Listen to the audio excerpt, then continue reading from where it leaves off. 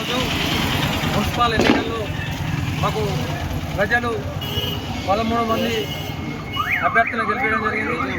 మాకు ఓట్లేసి కాంగ్రెస్ పార్టీ అభ్యర్థులకు ఓట్లేసి మమ్మల్ని గెలిపించేందుకు వేములవాడ మున్సిపల్ ప్రజలందరికీ ముందుగా కాంగ్రెస్ పార్టీ నుంచి ధన్యవాదాలు తెలుసుకున్నాం. మేము పక్కా కాంగ్రెస్ పార్టీ నుంచి మున్సిపల్ జెండా ఎగరేసే మాకు అవకాశాలు 100% ఉన్నాయి. కాబట్టి మా ఎమ్మెల్యే గారి అభివృద్ధి చూసి మాకు 13 మందిని గెలిపించేందుకు వేములవాడ ప్రజానీకానికి అందరికీ మా కాంగ్రెస్ పార్టీ నుంచి ధన్యవాదాలు తెలుపుతున్నా. మాకు 1వ వార్డు నుంచి హనుమవ సంఘస్వామి, 3వ వార్డు నుంచి గుడిసె సంతోష, 4వ వార్డు నుంచి తోట రాజు, 10వ వార్డు నుంచి సిరిగిరి సంగీత, 12వ వార్డు నుంచి రామచంద్ర కృష్ణవేణి, 13వ వార్డు నుంచి మూడపల్లి నీలమ్మ, 14వ వార్డు నుంచి తూ మధు, 15వ వార్డు నుంచి మురుగన్ రాజు, 18వ వార్డు నుంచి కొండ రాజశేఖర్, 22వ వార్డు నుంచి కొప్పుల మమతా అజయ్, 24వ వార్డు నుంచి అన్నారు శ్రీనివాస్, 25వ వార్డు నుంచి కొప్పుల బాలకృష్ణ,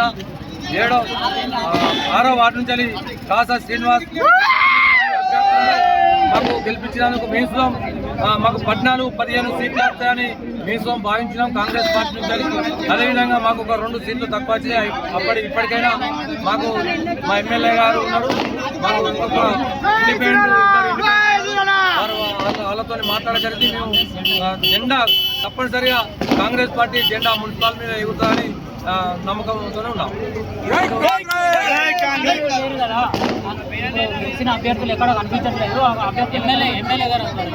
ఇప్పుడు గెలిచిన ఈ 13 మంది అభ్యర్థులు మా ఎమ్మెల్యే గారు ఆధ్వర్యంలో ఉన్నారు. కాసేపట్లో రావడం జరుగుతుంది.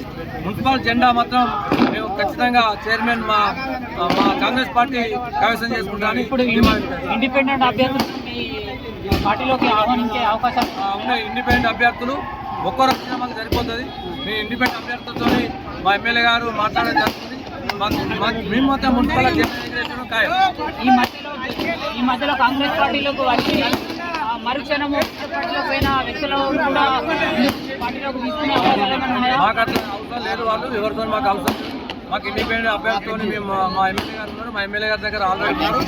జెండా ఎగరేస్తాం, మున్సిపల్ తప్పకుండా మా కాంగ్రెస్ పార్టీ జెండా ఎగరేస్తాం అని మాకు ధీమా ఉన్నది. సభ్యులు మనతోనే ఉన్నారు.